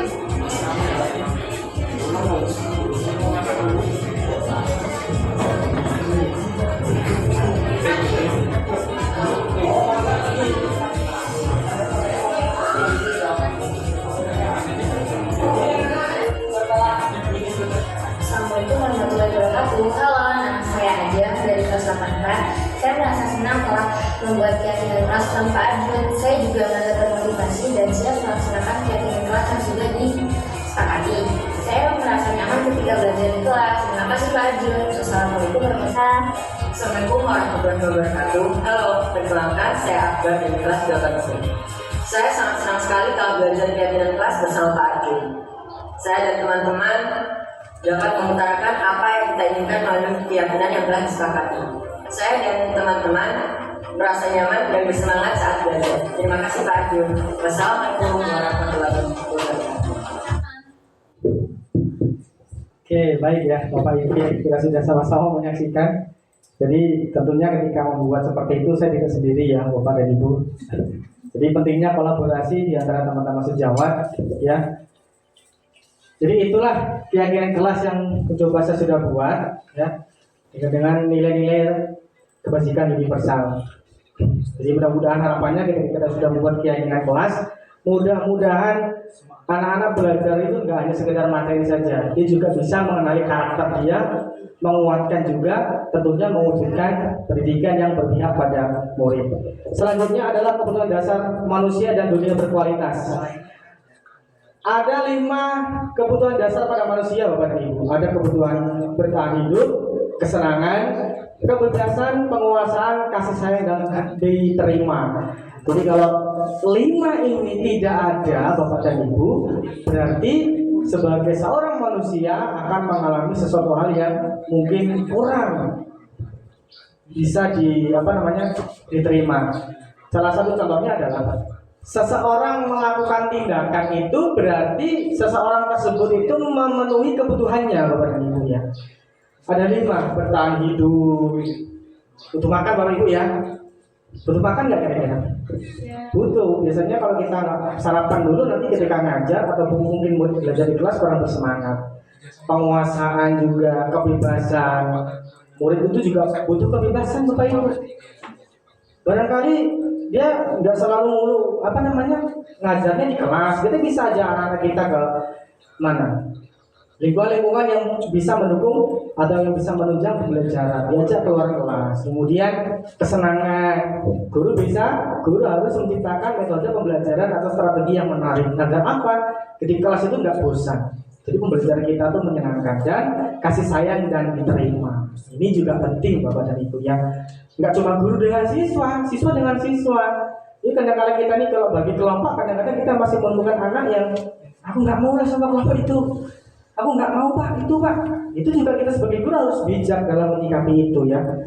Oke, Bapak Ibu nanti lebih lanjut akan saya berikan materinya. Selanjutnya ini 5 posisi kendali atau 5 posisi kontrol kita sebagai guru. Nah nanti kita ini jadi posisi yang mana ya Bapak Ibu ya.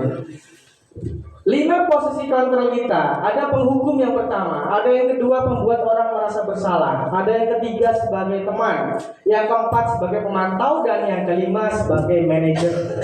Jadi kalau seandainya diilustrasikan guru berbuat itu, kalau yang hukum menghadik dia, menunjuk-nunjuk, menyindir, menyakiti. Kalau pembuat orang merasa bersalah, berceramah, banyak dia narasi yang tercipta. Mengatakan seharusnya begini, ibu kecewa loh nak sama kamu, bapak kecewa loh nak sama kamu, udah diajarin kok dapat nilainya masih di bawah KKM. Kemudian teman, itu biasanya dia lebih membuat alasan-alasan kepada muridnya. Kalau pemantau, dia biasanya memonitoring. Dan yang kelima adalah mengajukan pertanyaan-pertanyaan. Nah, lebih lanjut lagi, mari Bapak Ibu saksikan video berikut. Kira-kira kita ini seringnya di posisi yang mana ya? Kita nonton lagi Bapak dan Ibu.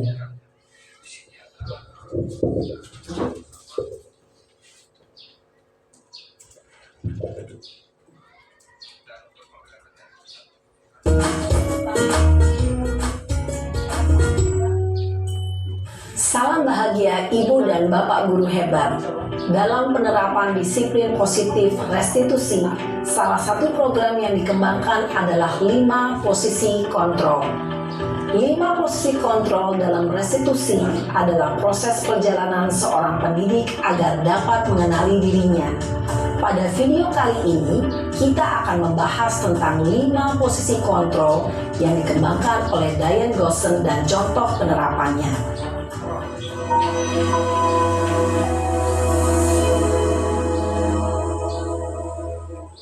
5 posisi kontrol itu adalah 1. Posisi penghukum, 2. Posisi pembuat merasa bersalah, 3. Posisi teman, 4. posisi pemantau atau monitor, dan 5 posisi manajer. Untuk lebih memahami kelima posisi tersebut, mari kita saksikan kasus Naren yang terlambat hadir 20 menit di sekolah dan melihat bagaimana kelima posisi kontrol dalam menghadapi masalah tersebut.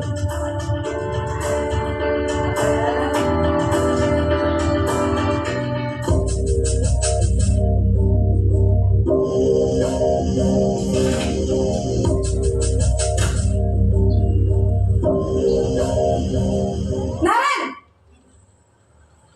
Sini kamu! Selamat pagi, Bu. Selalu terlambat. Kamu deh, pasti terlambat. Maaf, Bu. Saya Apa? Apa coba? Alasan kamu apa lagi? Kapan sih kamu tidak terlambat? Malas sekali ya kamu jadi anak. saya Dasar pemalas. Gak kapok-kapok sih kamu. Sudah berapa kali terlambat? Sana, kamu keliling lapangan basket 2 kali. kenapa saya harus keliling lapangan basket, Bu? Kenapa? Kamu melawan ibu. Berani-beraninya jawab. Sudah terlambat, masih berani jawab pula. Sekarang, keliling lapangan basket 5 kali sekalian. Biar kapok. Cepat. Pergi sana ke lapangan basket. Posisi penghukum biasanya berbicara dengan nada tinggi, menghardik, menunjuk-nunjuk, menyakiti, dan menyindir. Hukuman bisa berupa fisik maupun psikis. Ibu dan bapak guru hebat. Dampak yang terjadi pada murid ketika guru berada pada posisi penghukum adalah murid cenderung akan memberontak, bahkan menyimpan dendam.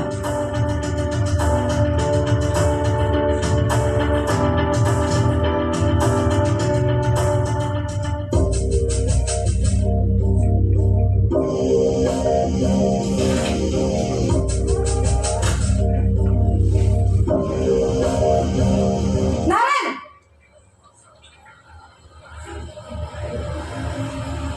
Selamat pagi, Bu. Naren. Kamu kenapa terlambat lagi, nak? Ya Tuhan, Naren. Kamu senang ya bikin ibu susah ya? Kalau kamu terlambat lagi, nanti ibu yang ditegur bapak kepala sekolah, nak. Disangka ibu tidak bisa membina kamu. Duh, gimana ini? Maaf, Bu. Duh, Gusti Naren. Kamu suka ya kalau ibu ditegur bapak kepala sekolah? Terus, sekarang ibu harus tulis apa ini di buku absen? Ini kamu sudah sering terlambat loh. Ibu harus apa coba? Maaf, Bu. Maaf sekali. Ya sudah, lain kali jangan bikin ibu susah lagi ya nak ya. Ibu tidak akan kuat lagi kalau kamu begini terus. Bisa jantungan kalau ibu tegur bapak kepala sekolah. Sana cepat ke kelas. Maaf ya, Bu. Maaf sekali. Posisi pembuat rasa bersalah berbicara dengan nada tenang, cenderung lembut. Namun kata-kata yang diutarakan membuat murid merasa menjadi orang yang gagal, memandang buruk dirinya sendiri, merasa tidak berharga, dan tidak sanggup membahagiakan orang lain. Ketika guru mengambil posisi pembuat rasa bersalah, murid akan menganggap dirinya yang bersalah dan ia akan menyimpan emosi negatif tersebut di dalam dirinya.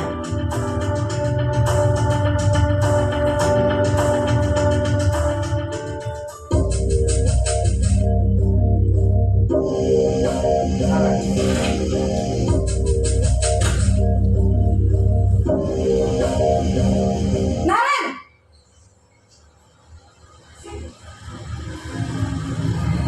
Selamat pagi, Bu. Wah, sudah jam berapa ini nak? Terlambat lagi ya sayang. Iya, Bu.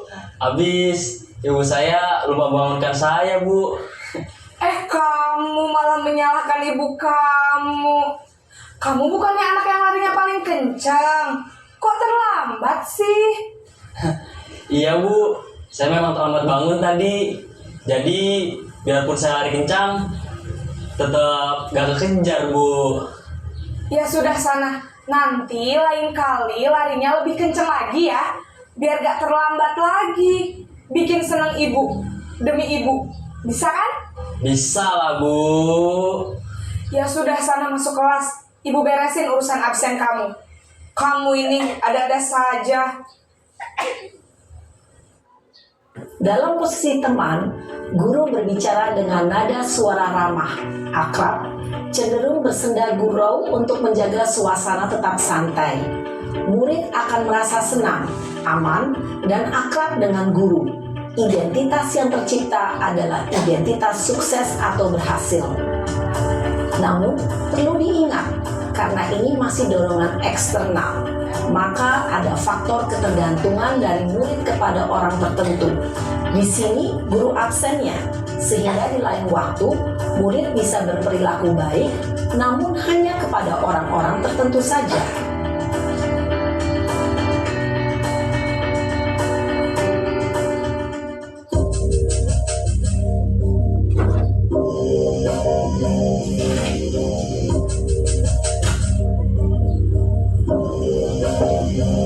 Naren!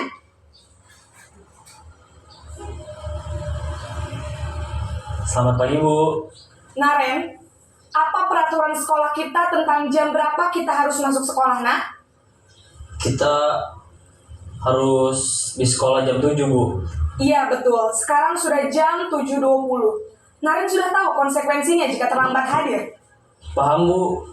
Saya harus tinggal kelas pas jam istirahat selama 20 menit. Iya benar, konsekuensinya demikian. Jadi nanti jam 9.30 pas istirahat, kamu harus tinggal di kelas, kerjakan tugas tambahan untuk ketertinggalan kamu, ya?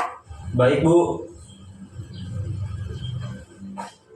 Posisi pemantau mengandalkan penghitungan atau data untuk mengontrol murid. Guru mengarahkan murid berdasarkan peraturan dan konsekuensi. Seorang pemantau menunjukkan bahasa tubuh dan ekspresi wajah yang datar dan cenderung formal.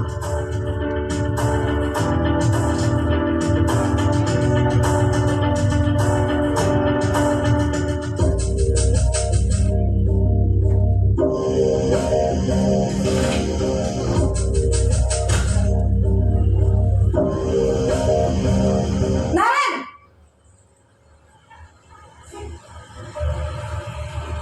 Selamat pagi, Bu. Selamat pagi, Naren. Maaf, Bu. Saya terlambat. Iya, sekolah masuknya jam 7, sekarang sudah jam 7.20. Jadi sekarang bagaimana ini, Naren? Maaf, Bu. Saya lupa setel alarm saya semalam. Baiklah, menurut kamu, keyakinan sekolah yang mana yang perlu kamu tingkatkan? Menghargai diri sendiri dan orang lain mungkin, ya, Bu. Setuju. Jadi, apakah Naren meyakini prinsip saling menghormati tersebut? Iya, Bu. Saya meyakininya. Apakah Naren bersedia memperbaiki masalah keterlambatan ini? Bersedia, Bu. Bagaimana kamu akan perbaiki masalah keterlambatan ini? Saya akan coba untuk tidak lupa menyetel alarm saya, Bu. Baik, kalau Naren lupa menyetel alarm di rumah, ada orang yang kira-kira bisa bantu mengingatkan tidak? Ada, Bu. Kakak saya, Kak Emma. Ada lagi selain Kak Emma? Selain Kak Emma, ada ibu saya. Baik, jadi yang mengingatkan Naren adalah Kak Emma dan ibu kamu, ya? Kira-kira akan mulai setel alarm kapan nih, Naren? Setelah pulang sekolah, akan segera saya lakukan.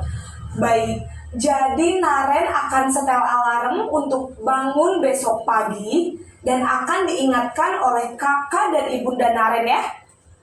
Ada lagi yang mungkin perlu dilakukan, Naren, agar tidak terlambat bangun lagi? Tidak ada, Bu. Baik, Naren, terima kasih untuk kerjasama kamu. Sekarang kamu perlu kembali ke kelas untuk belajar. Baik, Bu. Terima kasih. Posisi manajer adalah posisi kontrol yang disarankan untuk membimbing murid memiliki sikap disiplin yang positif, yaitu murid yang mandiri, bertanggung jawab, dan dapat memecahkan masalah. Tujuan dari posisi ini adalah agar murid dapat berefleksi atas tindakannya. Guru akan dengan tulus memberikan pertanyaan-pertanyaan bermakna, sehingga membuat murid dapat belajar dari kesalahannya dan mencari sebuah solusi untuk menyelesaikannya. Ibu dan Bapak guru hebat, setelah mengamati adegan kelima posisi kontrol tadi, kira-kira posisi mana yang paling ideal? Posisi mana yang dapat menunjang motivasi intrinsik murid? Ya, tentu posisi manajer. Posisi ini memang posisi ideal yang ingin dituju setiap pendidik. Pada posisi inilah, guru dapat menerapkan disiplin positif yang berpihak pada murid, yang memerdekakan murid. Perjalanan seorang pendidik tentunya tidak mudah untuk sampai pada posisi seorang manajer.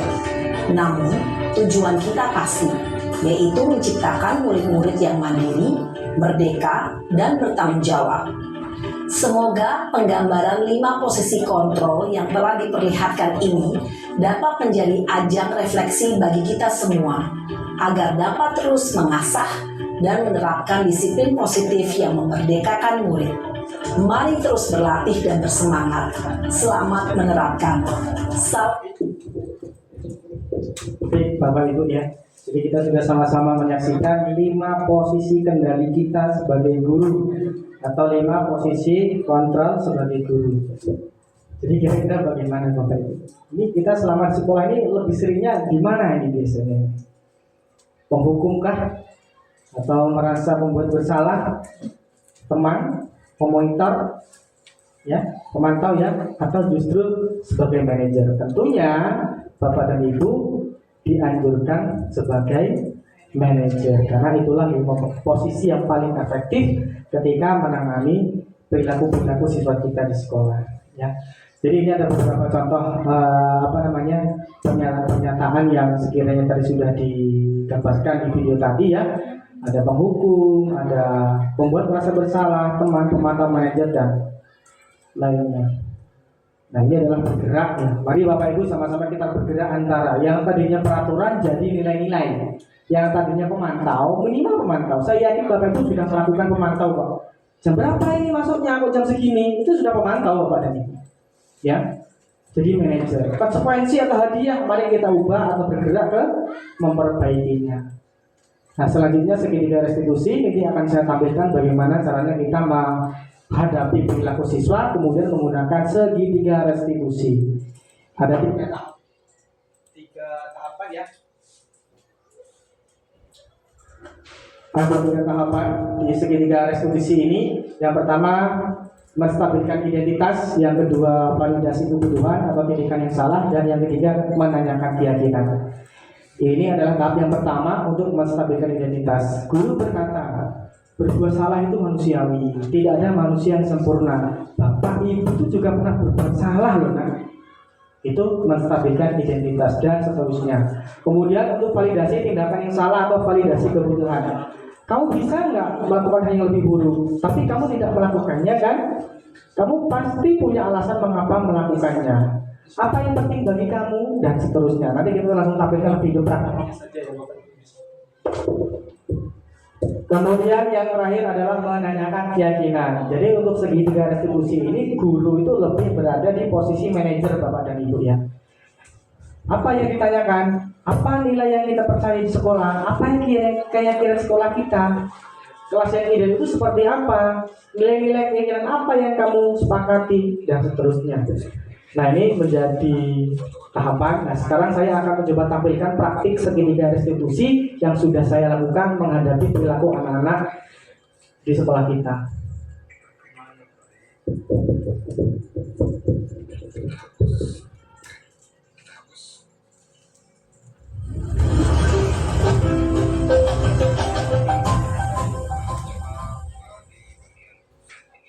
Saya Adan Junanda, calon guru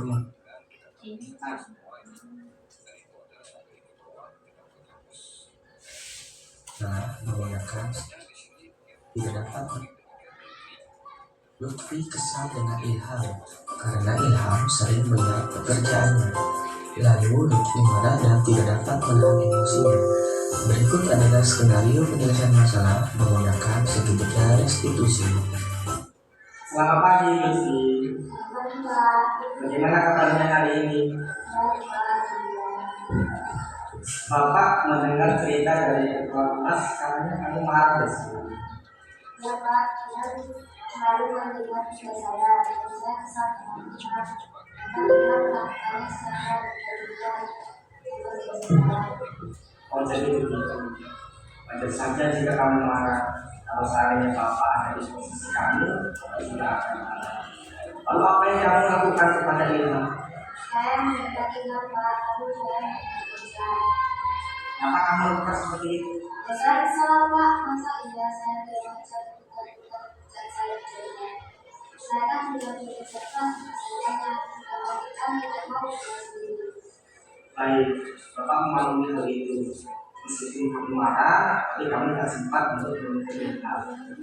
Mari kita pikirkan bersama.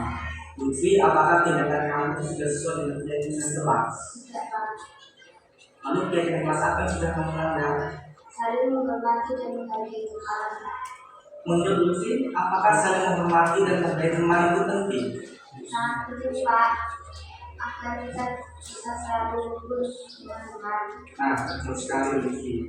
Lalu menurut Lutfi, kira-kira kelas apa yang dilakukan ketika saat marah? Harus bisa Sangat tepat sekali. Apakah kamu bersedia untuk memperbaiki masalah ini? Pastinya Pak. Apa yang kamu lakukan untuk memperbaiki masalah ini? Saya harus belajar dari masalah Pak. Lalu saya membagikan sebagian masalah kita. Betul sekali dengan Lutfi. Terus semangat dan terus belajar ya. Sekarang boleh kembali ke kelas. Terima kasih Pak. Assalamualaikum warahmatullahi wabarakatuh. Nama saya Lutfi dari kelas 1. Saya senang sekali diajak diskusi dengan Pak Jun untuk dapat membarukan diri dari anggaran. Karena pelaku teman sekelas saya harus banyak belajar dan menghargai teman. Dalam kasus yang kedua, Dimas sering datang terlambat ke sekolah karena bangun kesiangan. Hal itu menyebabkan Dimas sering tertinggal pelajaran. Berikut adalah skenario penyelesaian masalah menggunakan segitiga restitusi. Selamat pagi Dimas. Selamat pagi Pak. Bagaimana kabarnya hari ini? Sehat Pak, alhamdulillah. Dimas, apakah benar tadi kamu datang terlambat ke sekolah? Iya Pak. Menurutku sudah berapa kali kamu datang terlambat ke sekolah? 5 kali. 5 kali. Menurut Dimas, sering datang terlambat ke sekolah itu apakah suatu kesalahan? Iya Pak, saya minta maaf. Ya, tidak apa-apa Dimas. Berbuat kesalahan itu manusiawi. Bapak pun juga pernah melakukan kesalahan. Tapi yang terpenting bagaimana caranya kita belajar dari kesalahan dan memperbaikinya. Apakah kamu setuju? Ya Pak, setuju. Nah, sekarang kita cari solusi sama-sama ya. Dimas datang terlambat ke sekolah pasti ada penyebabnya. Kenapa Dimas sering datang terlambat ke sekolah? Saya sering main negeri dan malam Pak, sehingga saya sudah tidur pagi. Apakah perbuatan Dimas sudah sesuai dengan keyakinan kelas? Tidak. Menurut Dimas, keyakinan kelas apa yang sudah dilanggar? Disiplin waktu. Menurutmu disiplin itu penting tidak? Penting Pak, karena dengan disiplin saya akan datang tepat waktu dan bisa mengatur waktu. Tepat sekali, karena disiplin juga bisa membuat diri kita lebih bertanggung jawab. Iya Pak, saya menyesal dengan mengatur. Menurut Dimas, apa yang bisa dilakukan agar tidak datang terlambat? Saya akan tidur lebih cepat agar saya bisa bangun lebih pagi awal supaya tidak terlambat ke sekolah. Betul. Sekarang Dimas sudah menemukan solusinya. Sekarang Bapak akan berkomunikasi dengan orang tuamu agar tidak terlambat ke sekolah. Tetap semangat dan terus belajar ya Dimas. Sekarang boleh kembali ke kelas. Terima kasih. Assalamualaikum warahmatullahi wabarakatuh. Saya Dimas dari kelas 81. Terima kasih Pak Arjun sudah diajak diskusi untuk menemukan solusi atas kesalahan yang telah saya lakukan. Saya tidak akan begadang supaya tidak terlambat lagi ke sekolah. Demikian video penerapan Jadi itu Bapak Ibu ya, untuk penerapan segitiga restitusi sudah saya coba terapkan. Ya, jadi untuk penerapan segitiga restitusi ini posisi guru, posisi kita itu justru lebih ke posisi manajer ya. Melalui 3 tahapan menstabilkan identitas, kemudian memvalidasi tindakan yang salah atau validasi kebutuhan, dan menanyakan keyakinan. Supaya apa? Supaya anak-anak ini bisa kembali ke kelompoknya dengan karakter yang lebih kuat. Begitu ya Bapak dan Ibu. Baik, tiba saatnya kita di penghujung acara. Saya mengucapkan banyak terima kasih sekali kepada Bapak dan Ibu semua yang sudah mengikuti acara dari awal hingga akhir. Mudah-mudahan apa yang telah saya sampaikan ini bisa membuat hal positif terutama bagi diri saya sendiri, juga bagi Bapak Ibu guru, dan terutama untuk anak-anak kita. Tetap semangat Bapak Ibu dalam mendidik anak-anak untuk menuju keselamatan dan kebahagiaan yang setinggi-tingginya. Salam dan bahagia Bapak Ibu guru hebat. Saya mengucapkan banyak terima kasih. Saya akhiri, wassalamualaikum warahmatullahi wabarakatuh. Waalaikumsalam warahmatullahi wabarakatuh.